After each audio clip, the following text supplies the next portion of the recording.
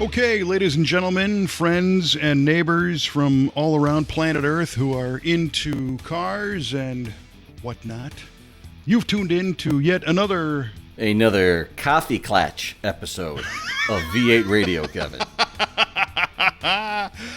I'm sorry, a what? Coffee Clatch. It's Coffee Klatch? Yeah, it's a German word. It means an informal gathering in which coffee is served. And I sometimes I have the vision of people sitting back, maybe on their porch, drinking some coffee, listening to the show. It's perfect. Sophisticates, if you will. Right. Indeed. Indubitably, sir. Yes. Indubitably. And their horizons are ever being expanded by the wisdom we expound. Yeah. Is that what we called it? Wisdom? Yeah. It's spelled with a B. Well, to our fellow coffee clutchers, if you're listening, my name is Kevin Oeste. I'm your host, joined as always by our esteemed co-host, Mr. Mike Huball Clarke. And this is V8 Radio. It's a podcast that's generally kind of about cars and stuff surrounding those vehicles. And if you've heard this show before, you're well aware that we start off every episode with a automotive-themed trivia question. Mm-hmm.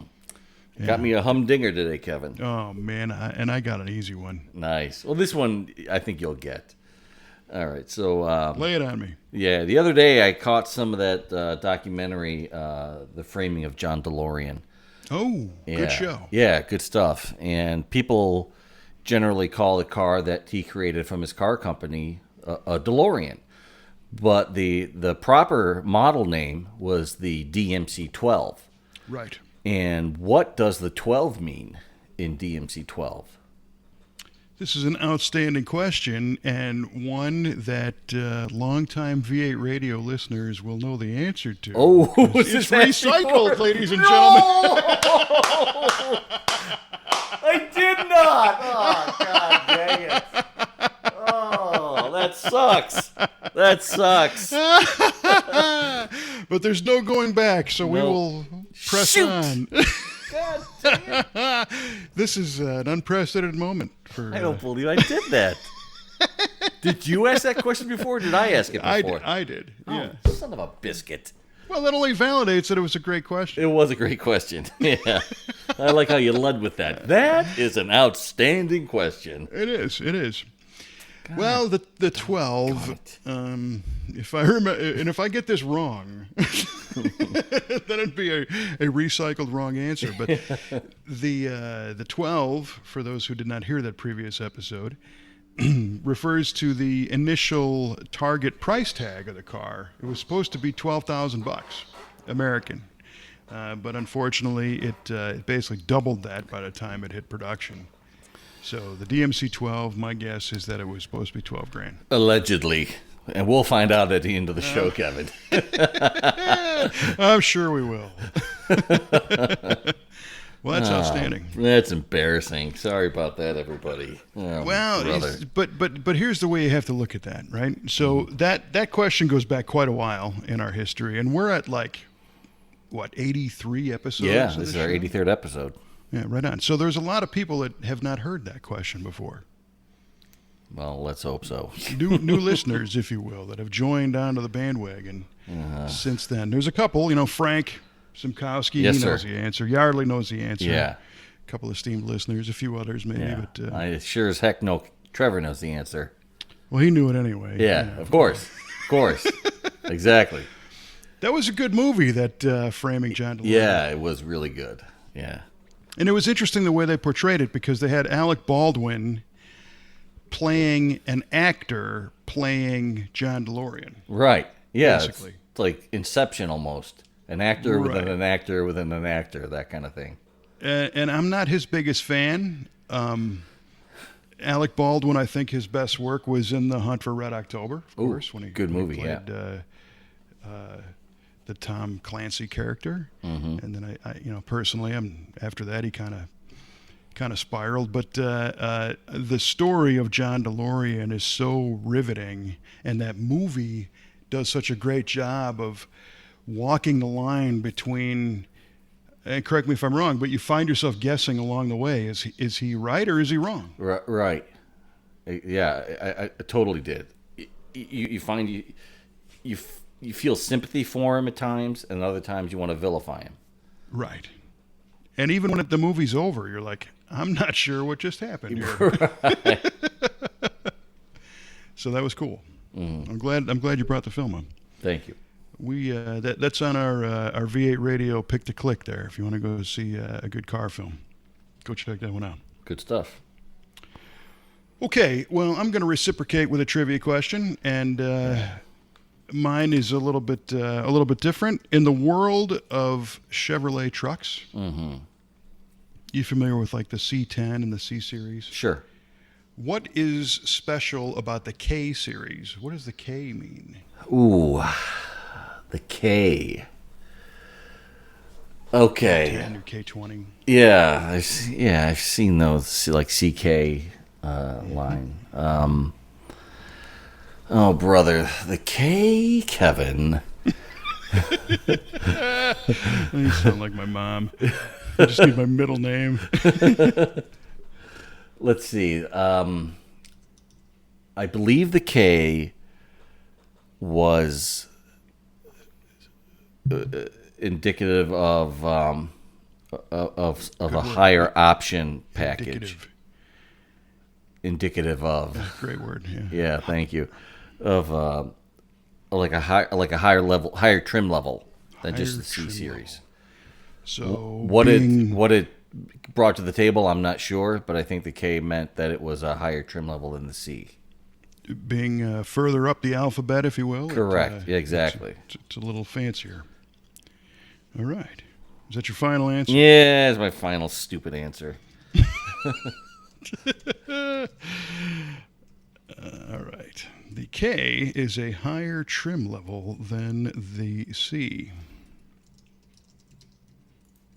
And our listener friend Yardley, who made this wonderful database of right or wrong answers, we're going to leave this up to you to tally. Once the answer is revealed at the end of the show. Yes, sir. Right on. Oh, brother. All right. Duly noted. Yeah, right on. Right on. All right, man. Well, so we're in one of the hopefully later phases of the COVID virus thing, and things are opening back up, and it's getting to be nicer weather in the end of spring, early summertime. It is I nice saw you brought the GTO out for a bath the other day. I did, man. My wife and I, we were out kind of puttering in the garage, and I says, you know what? Today's the day. We're taking this thing out of here. I'm going to clean it up. Going to clean the footprint all around where it was sitting in the garage. And it felt very soul cleansing, not just car cleansing, but soul cleansing. Felt really, really good. And I ordered up like a clay mitt for it. I want to clay bar it. Mm-hmm. And then do a nice 3-stage wax job on it, like cleaner, wax, and whatever the 3 stages are. But I've had them for a while. When do you think the last time you had that thing out for a bath was? Probably about 2 years ago. I like to bring it out every couple of years and clean it, whether it needs it or not. Well, the pictures that you shared on the Facebook were really nice. Car looked really good. It does photograph nicely. I got to give it that. It's an old paint job, but it is, like I told you, it is the quintessential 20-footer. Because from where I shot it, it looks dynamite. Mm-hmm. But when you get up close to it, you see the imperfections. You see the rust bubbles here and there. You see the scratches in the paint. That car was parked when my dad had it. It was parked right outside a barn where he had my stepmom had some horses. And on the side of the barn, there were some windows, and the horses could stick their heads out the window, and they would had harnesses on, and they would like go after the car. And there's some big gouges right on the trunk where the sail panel is, where the harness was just ripped the crap out of the paint. Wait a minute. So do when you say the horses would go after the car? Well, they would just like try to bite it or do whatever, and Honest to God, man. There's like some really. I'll take some pictures to show you. There's some deep gouges in there where the harness or whatever the bit that they'd have in their mouth would drag across there when they were like going nuts. Wow. Yeah. So you have animal damage on this. Yeah, animal damage. The goat has horse bites. Yeah, I mean, you thought mice were bad. Horses are worse. I'm not laughing at the car, but that's entertaining to think of. Yeah, it's interesting. I've never known anyone that had horse damage to their car. No, I have not either. That's you're an innovator, my friend. I try to do my part. Yeah. Wow. Well, and of course, I've seen the car in person. I've driven the car a couple of years ago, and yeah, you're right. It's got a few bubbles here and there, but it does still show very well, and that's all indicative of a car that's well used, and it's a real car. It's not a show car, it's a trailer queen. Exactly. Well, that's cool. Now, so you ordered one of those? You were telling me you ordered one of those synthetic clay mitts, right? Yes. Yeah. Yeah. I thought that it would cover nicely and it'll rinse off clean if you drop it, rather than like a real piece of clay where if you drop it, you're in big trouble and you got to work it through and get a good surface on it again. But I heard good things about these clay mitts and I wanted to give it a shot. So yeah, that's cool. I will post the before and afters. Well, like I said, the after of the wash, which would be the before of the detail, still looks really good. And you did a little spit shine on the vinyl top. Yeah. I threw some Meguiar's protectant on there that I really like. I like the shine.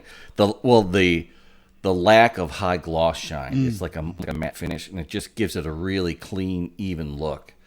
So I really dig it. So it turned out that I've had the hood on that car on the roof forever, and I was worried about what it was going to look like when I pulled the hood back off when I washed it, when I pulled it out of the garage. But it's perfect. So no complaints. That's nice. Yeah. And that's I'm not the world's biggest vinyl top guy, but I think it looks really good on your car. I really dig the vinyl top, to be honest with you. Yeah. I don't like what it does to the metal underneath it. Right. But the look I think is dynamite. But yeah, my car on the top of the windshield area, across the windshield, it's bubbled like crazy, and on the back part by the back window, it's bubbled up underneath there as well. So when the day comes I ever take that vinyl top off, I'm in for a rude awakening with whatever the metal's gonna look like. I would say resist. Yeah. Oh, I will resist as long as possible. Yeah. We've been through that on several cars, and of course that the GTO that we did that was at the McCacken show it was blue with a black vinyl top, and when that one came in, there was some shredded remnants of the vinyl top, but the poor car rusted horribly underneath. And the rear window on those things is that really cool, buttress design. Yeah. But the actual window to body design is very poor in the sense that the channel is kind of recessed and water hung out in there, and it just wasn't cool, and that rusted really bad. So yeah, as long as the top looks good, leave that sucker alone. Yeah. Oh yeah. I mean, if the day comes wherever I get tired of it enough to where I really want to fix everything, then it'll come off. Until then, I don't need to do it at all. Yeah. So I want to drive it for a long time and enjoy it before I take it out of commission for another 3 stinking years. Well, and that one is going to be a bunch of metal work. So it could be quarters, it could be a roof skin, it could be a bunch of stuff. I know it needs a passenger quarter. Before my dad had it, I was lucky enough to get in contact with the gentleman who sold the car to my father. And he sent me a bunch of pictures, and his wife drove it. And I think I've told this story before, but she was driving it. And of all things, this was in the 80s, a 65 Impala T-boned it. And right in the rear quarter. And there was no quarters available, so they pounded it out as good as they can and put a nice, good layer of Bondo over it to smooth it out. And I was backing it out of the garage once, and I was too close to the side of the garage, and the GTO emblem on the rear quarter caught on the edge of the door opening of the garage, and it caused a big crack in that quarter in two places. I'm like, woo, there's a lot of mud there. Woo wee. Yeah. Well, it's one of them things, it's funny. We see it all the time where people have used a lot of body filler to straighten a car and smooth it over. And in the past, the fear was always that, if you put an inch of Bondo on a car, it's going to fall off and leave a big problem. What's funny is the chemistry of the body filler is so good these days that it's usually the steel in the quarter is the problem and not the filler. Is that right? Unless you tear it like you did on the side of the garage, that filler is going nowhere forever if it was properly applied. Well, it hasn't gotten any worse. It certainly hasn't gotten any worse from where it was, and it's very stable. Right. So yeah, it's pretty remarkable how solid that stuff is, and I think, again, I'm not saying that that's the proper way to repair a car. Is just cave and pave and trowel over it. And cave and pave, else. I like it. Yeah. But if you have a car that's got filler in it and you're not ready to do, a proper restoration, leave it alone. Yeah. And you can actually repair that stuff too. You can blend more filler into that if that crack is there. And is that right? Wow. Well, but in your case, the quarter panel on a 67 GTO is worthy of its own zip code and size. So you got the color blend, that's going to be kind of a trick. So, you don't really want to get into that if you don't have to. But we've seen a lot of cars that have a substantial amount of filler that was, it was there. It was in it for the long haul. So, yeah, crazy stuff. I mean, some people do filler jobs like that last, like you said, because the filler is so stable, it'll last a long time. And you may not even know it, that it's there. Until you, say you buy a car and make assumptions, and then you get into it, and then it's not really what you thought it was. Right. And that really gets into what's your goal for the car. Yeah.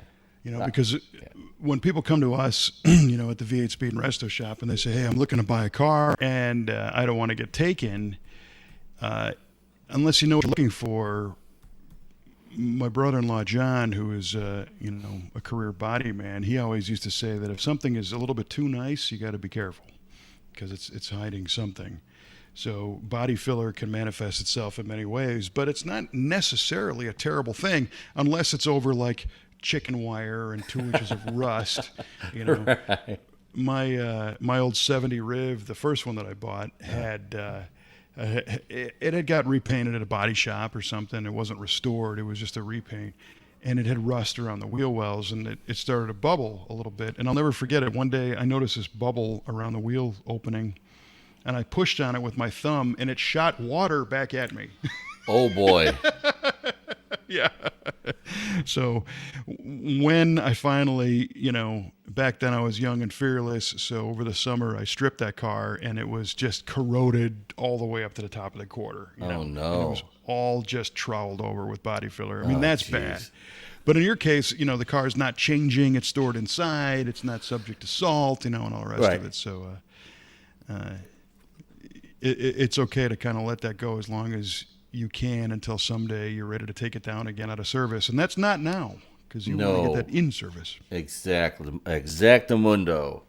Yeah. And all the bubbles, all the imperfections in there have been pretty stable throughout the years. I mean, I've owned the car since 2008, and everything that's on it has pretty much stayed the same size as it was when I got it. So I'm pretty happy with the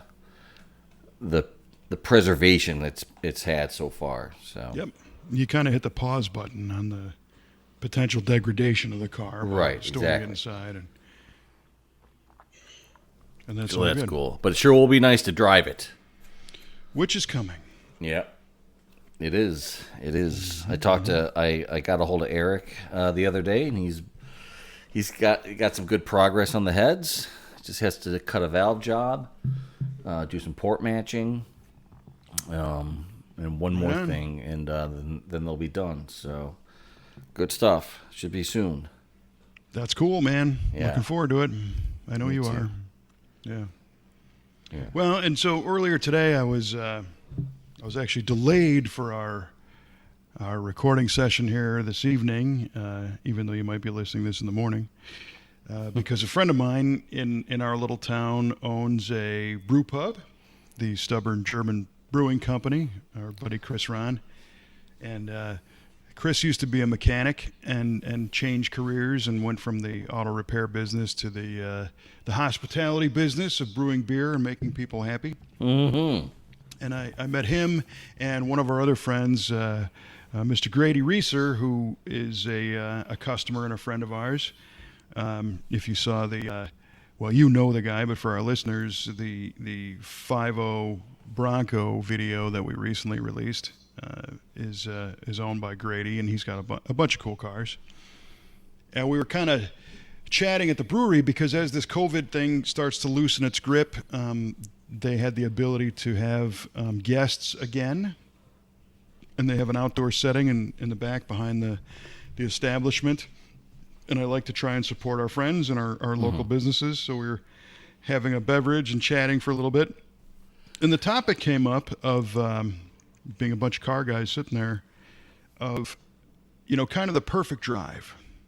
What's the idea of the perfect drive? And I thought, that might make an interesting topic because it's not necessarily, maybe it's something that already happened, or maybe it's a fantasy of something in the future. And I know that I am so jonesing to get back out on the road and go do stuff. Right on. Oh, you and me both. That I find myself thinking about road trips like all the time now and everything else. So I'm going to throw that one out there. Is there a perfect drive in the mind of Cue Ball? Oh, there absolutely is. And, of course, it involves a certain gold 67 GTO. with a vinyl black with a top. vinyl top with a lot of rust bubbles underneath it that I don't care about at this point. But it involves the loneliest strip of road you could possibly find. Highway 50? Yeah, just going wide open, 100 miles an hour cruise, no other cars in sight for miles and miles and miles and miles and miles. And no and this radio. Is kind of the fantasy side. Yeah, no radio. No radio. Just listening to the sound of the car and just being one with it.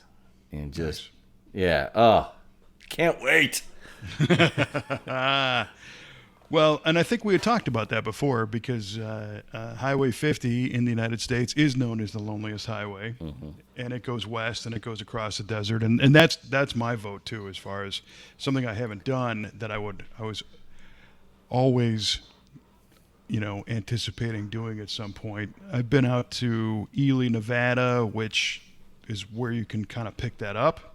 I've been to Bonneville and Wendover, Highway 318. There's Highway 6 out there that goes to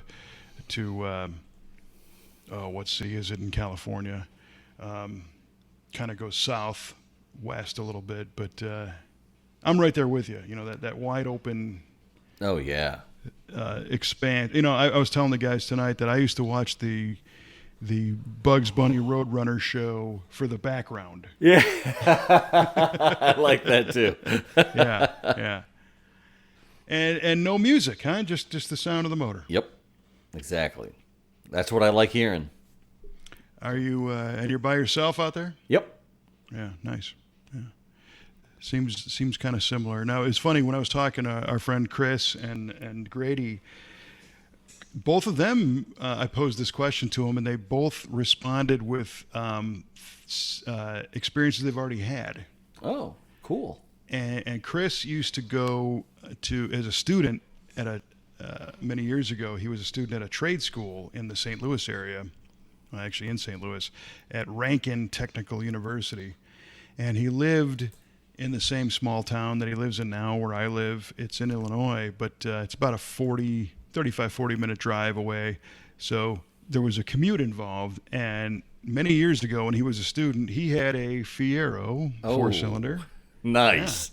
The 2M4. 2M4, that's right. And what he really loved was leaving class and cranking up the radio and buzzing across the bridge over the Mississippi River and just winding out that little 4-cylinder and zipping between cars and traffic and just, I would say hauling ass, but that car really didn't do that. So kind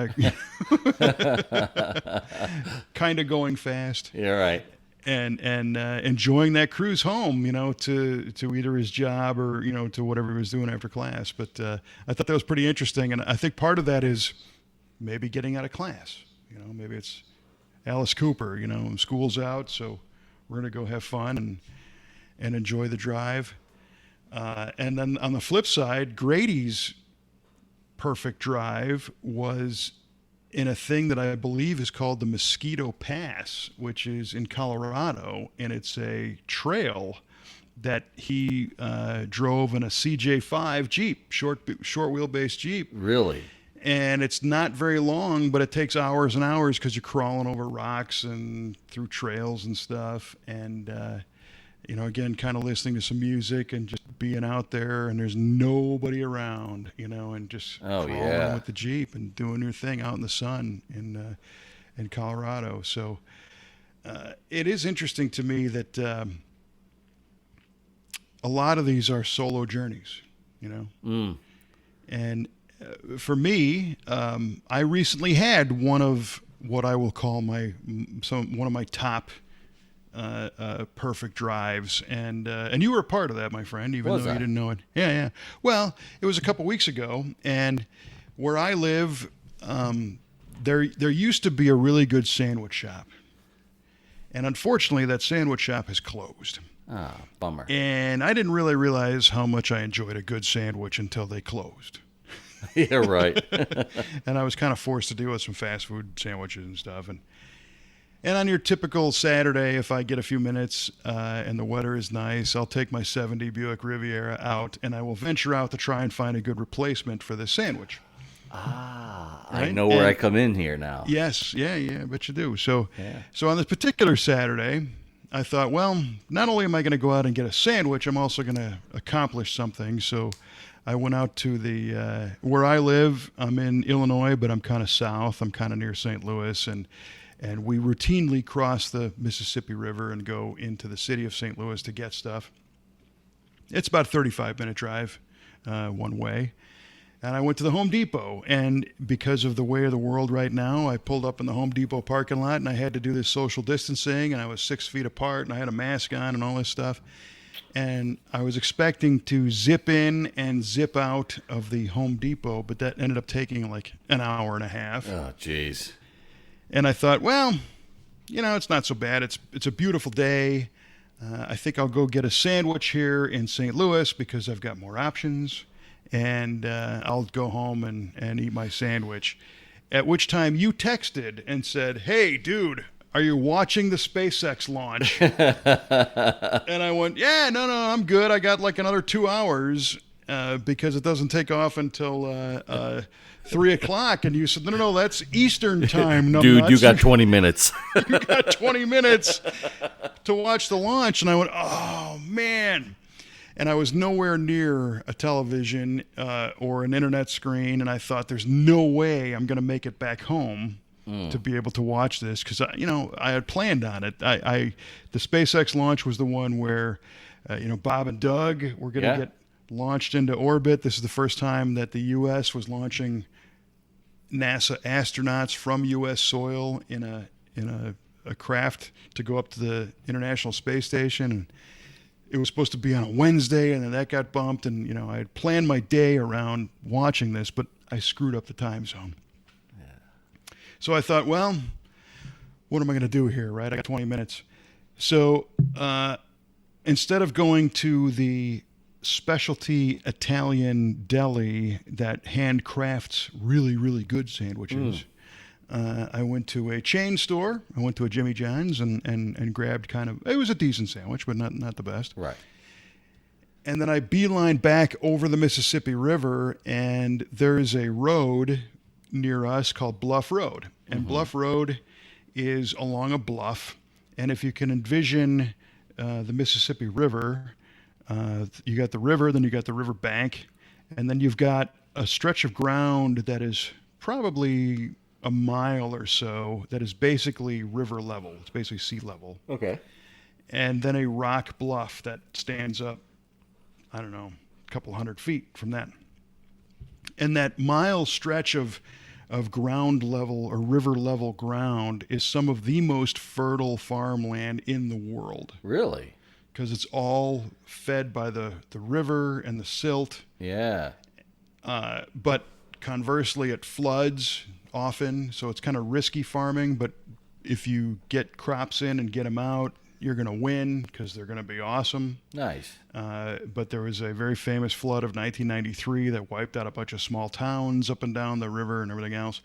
But there is a road that goes at the base of the bluff. So on one side of the road is the farm fields that extend all over to the river. On the other side is this vertical bluff that's all, rock and stone. Yeah. And a couple of miles south of where you cross the Mississippi River, there's a little town of Columbia, Illinois, and Columbia is home to the Columbia Aero Club, which is a very small field-based airstrip. Nice. And people with Piper Cubs and Cessnas and, little prop fixed-wing planes come in and land, and there's a few hangars there. And it's really kind of a throwback in time if you look at this place. There's not really a tower or anything. It's all hobbyists. Sure. And I'm driving, and I'm thinking, I'm not going to make it home to watch this launch, but maybe I can just zip into the airfield and conceptually be kind of close to aviation. Nice. Nice. So I skid the Riv into this, grass lot, and it's pointed right at this fixed wing. I think it was a Piper Cub. It was a yellow airplane that had flown in, and I got my sandwich, and I got a root beer, and I grabbed my phone, and I have a custom auto sound stereo in the Riv that has a Bluetooth, so I was able to dial up the SpaceX feed of the launch and stream it through the Bluetooth audio system, and I had it cranked up to 1 million. Nice. And watched the launch. Yeah, it was killer, and I got there just in time. I had maybe 3 or 4 minutes before it took off, and watch that whole thing. And it was just something that if somebody was with me, they would have had to have been a space freak the way I am to really enjoy that, because otherwise it would have been really boring. But it was really neat to be at an airstrip to contrast, this kind of vintage fixed wing aircraft versus this touchscreen based rocket that these guys are in. State of the art. Totally, yeah. And driving a 50-year-old car, that was around during the days of Apollo and carburetor technology and everything. And it was nice. It was a beautiful day, and it all just worked out really well. But I got to thank you, because if you didn't text me, I would have missed that whole thing. Oh, man. I was not going to let that happen. Because I knew that that's something that you would want to see. I'm like, I better just check on this guy real quick. So I'm glad you were able to make it. Yeah. So, the parallels now, again, these perfect drives are kind of people on their own. And Grady had said that, first was that rock crawling thing, but then his fantasy would be, some kind of Ferrari GT roadster off the coast of France, and just through Monaco and going up the coast or something. And I'm wondering, so what are the elements that make these great drives? Is it the car? Is it the sound? Is it the weather? Is it the music? Is it the feel of the car? Or really is it a chance to get out and do your own thing and enjoy your own little freedom in a manner that you like doing it, and not really having to answer to anybody or anything like that? It's just, this is what I want to do. I'm going to do it this way. Right. Yeah, that feeling of complete and utter freedom.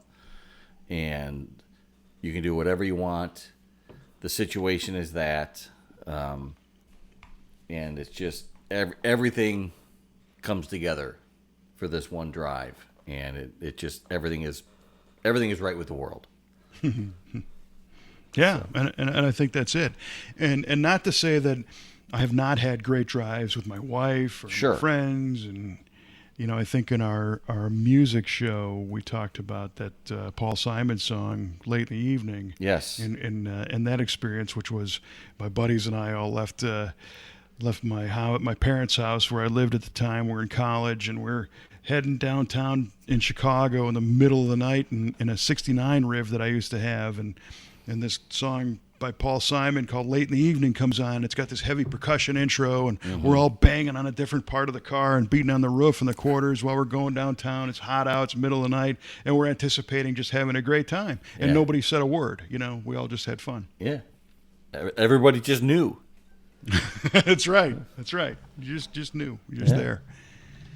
And I think that's a big thing, and that's part of what makes the car hobby so cool is you can have that experience in a Prius, or a truck or sure whatever. It doesn't really matter.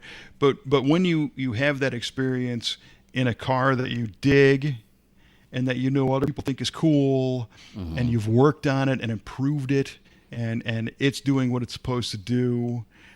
You've got your freedom, and then you've got the culmination of your hard work, and you've got appreciation from others, and it just it's hard to explain, but I think that's the secret sauce, man. I mean, that's why we do all this stuff. Oh, without a doubt, could not agree more. Yeah, the car does have a lot to do with it, but again, it's not everything. But the right car sure fixes a lot of wrongs. Just when I had the GTO out over the weekend washing it, some kid was walking down the sidewalk with a lawnmower going to cut someone's grass, and he says, "Hey man, that's a really cool car." I'm like, "Well, right thanks a lot." "Hey, what year is it?" And he wanted to talk about it, and later on, the Amazon guy dropped off a package, and the garage door was still open, and he's like, "Hey buddy, it's a great car." I'm like, "Thank you much. Appreciate that." Yeah. And I'm not even driving it right now. It doesn't even run. Yeah. Exactly. Well, and that's what we say. Old cars make new friends. Yep. And, I think there's a reason why Hollywood always puts the cool people in muscle cars and depicts them as such, because they are cool. They are. As are, classics and exotics and everything else. But when it all comes together and you can use it, and especially when you've improved this thing and it doesn't scare the heck out of you. Yeah. Oh yeah. and it's not unsafe and everything else. It really is the icing on the cake. And I'm very fortunate that in my job at our restoration shop, I get a chance to drive a lot of really neat cars, and I get to drive them maybe when they first arrive and they have some problems or they need some fixes, and then I get to drive them again when they're fixed and note the difference. And we had a really cool one in just the other day, a 1954 Mercury Custom. I saw the pictures of that. Yeah. That's unusual, but a cool car. Oh, yeah. It was just a two-door sedan, and it had an overhead valve V8, I think maybe a 292 or something. I don't even know what size the engine was. And an oil bath air cleaner on a single-throat carburetor, and a Merco-Matic automatic transmission. Nice. Bench seat, column shift, manual brake, manual steering, giant steering wheel, crank windows. Just a cool little car. But when you'd start this thing up, you couldn't even hear it run. I mean, it was really? Silent. Yeah. Wow. And it came in because it had a carburetor issue. It was running rich and overloading and blowing smoke and sputtering and everything else. And the customer brought us the car, and as Trevor, our mechanic, was driving it to do an evaluation of what it needed, the master cylinder basically failed, so the brakes were shot. So we didn't do much. We did the carb rebuild and a little tune-up on it, and put some brakes on it. And that thing drove wonderfully, and I had gotten to the shop, and, we're always even though it's a hot rod shop and everything's cool and fun and everything else, we're a business, so we've got challenges like any other business and stresses and everything else. But that car was ready to go home, so before they leave, they get driven by myself or by Kelly to get signed off and make sure that everything is copacetic. And it was a beautiful sunny day, and I took that car down the road, and I went, you know what, this is really cool. This ain't bad. No, I'm super fortunate to be able to have the opportunity, to get behind the wheel of some cool stuff. And I got a critical eye, and I'm monitoring gauges, and I'm, making sure that everything's doing what it's supposed to do, that the customer is getting, the value of why they brought it to us, and everything is repaired properly and all the rest. But it was easy to kind of slip away on that one and go, damn, I could drive this thing all the way across country right on, and not look back. Oh, I bet it would be super comfy too. It was. It was a way. Nice, I don't even know what the material is, maybe like kind of a mohair bench seat, and right. It was funny because the steering is loose, the tie rods and stuff, and we made the customer aware in our inspection that this thing needs some maintenance and tie rods and stuff, and he's like, yeah, I know, but I'm cool with that. So for us, it's our duty to make the safety things known. Sure. But he said don't do it, so we said fine, as long as you know that it needs the stuff, and he said I'll fix that on my own, and we said great.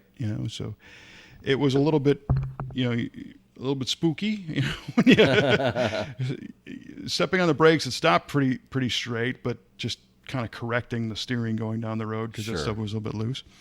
But it was cool. And then, at the same time, during this same couple-day time period, we finished up an orange 69 Camaro, another one we shared a picture of on the Facebook page. Yeah, that had an LS under the hood.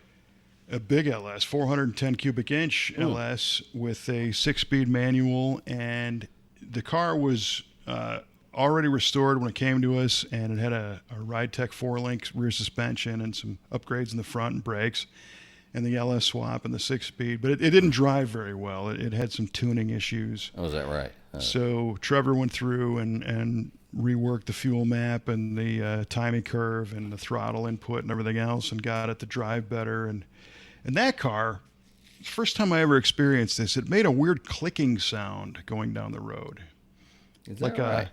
Like a slapping sound. Like if you took a plastic belt and slapped it on a desk. Really? Kind of random bam, real high pitched kind of slap sound. That could be unnerving. It was. And what we found out is that the rear glass wasn't mounted properly. Oh, no, really? And you'd go down the road and the rear window would contact the body and interact with the trim and make this slapping sound. Wow. And it took some doing to figure that out. We had guys in the trunk.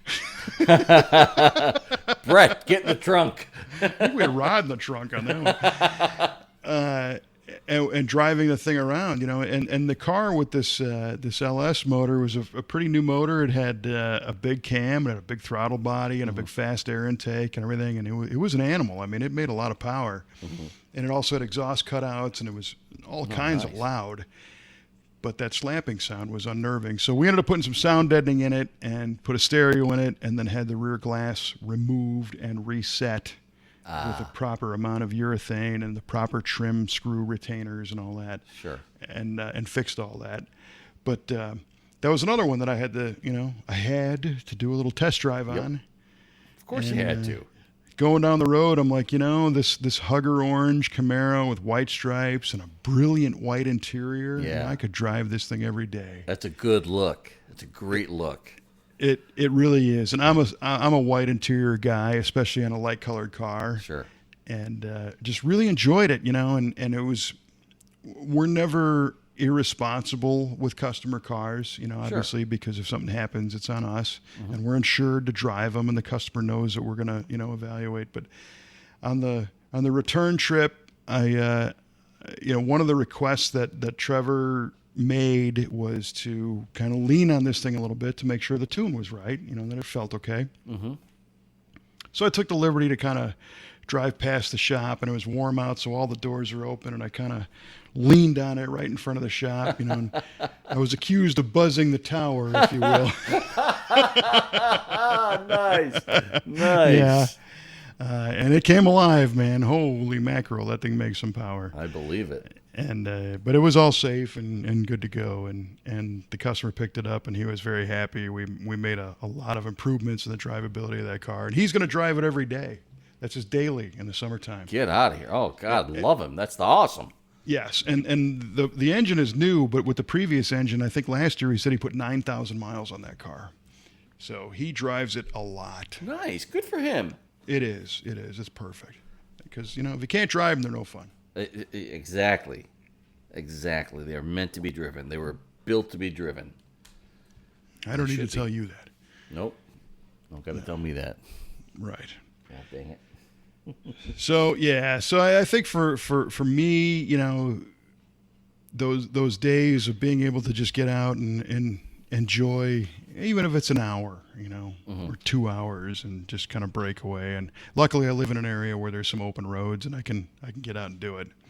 But Kelly and I always enjoy taking the Galaxy out and going on trips and doing stuff. I think a big part is, again, to be able to listen to the music, which is interesting to me that, again, your fantasy was music-free. Yeah, I know. It's weird, right? I'm not saying it's weird. It's just interesting. Yeah. Well, I love the sound of an engine going, especially a big V8. Love it. Yeah. Yep, well, I guess especially because you haven't heard yours in a while. Well, yeah, that's true.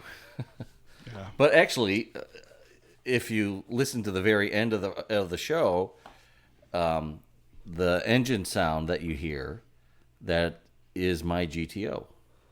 Right on. Yeah. Yep. When was that?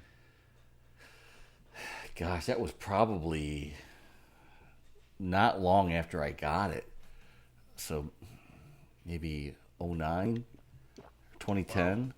I just set up a camera. I wanted to hear what it sounded like.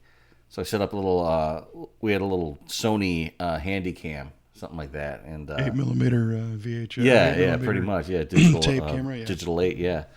And I just set it up and I filmed it, and then I was able to, years later, I was able to stream that to a computer and create a file for it, and then I just had that, and I used an editing program to strip the sound out of it and use that as a sound effect.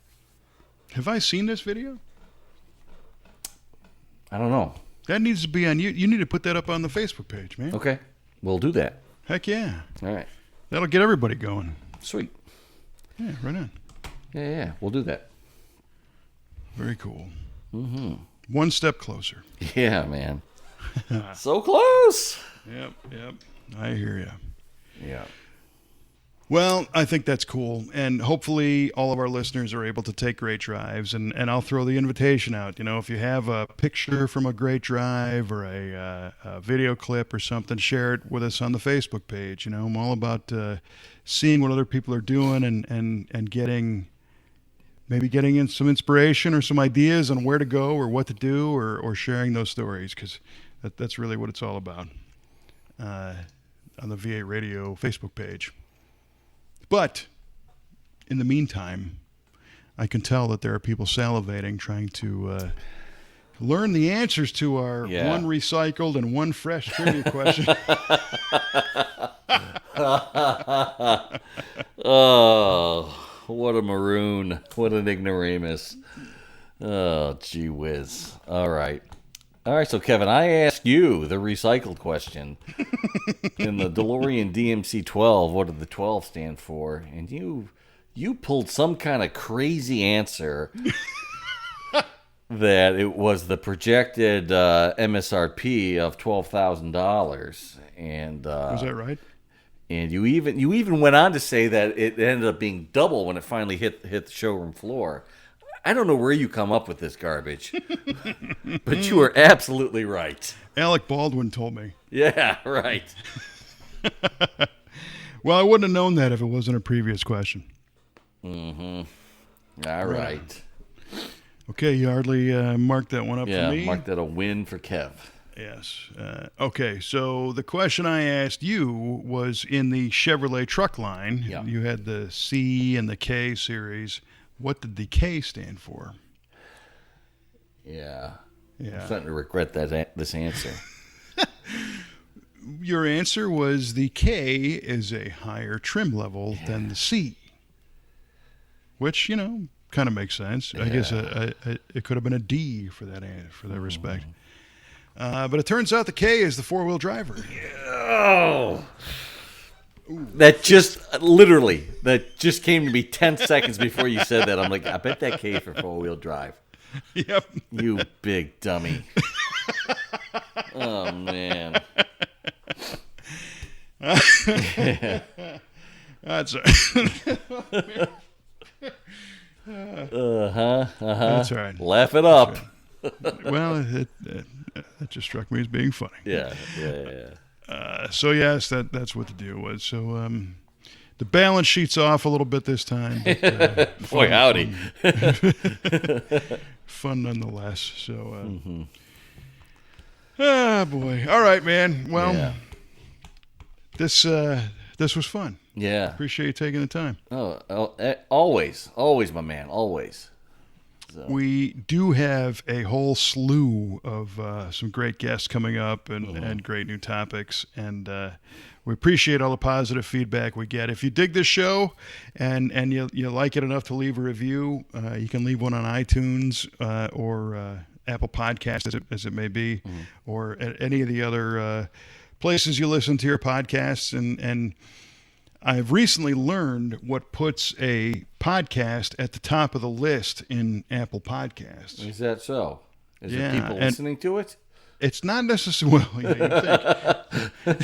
How about that? That one you got right. Yo, winner.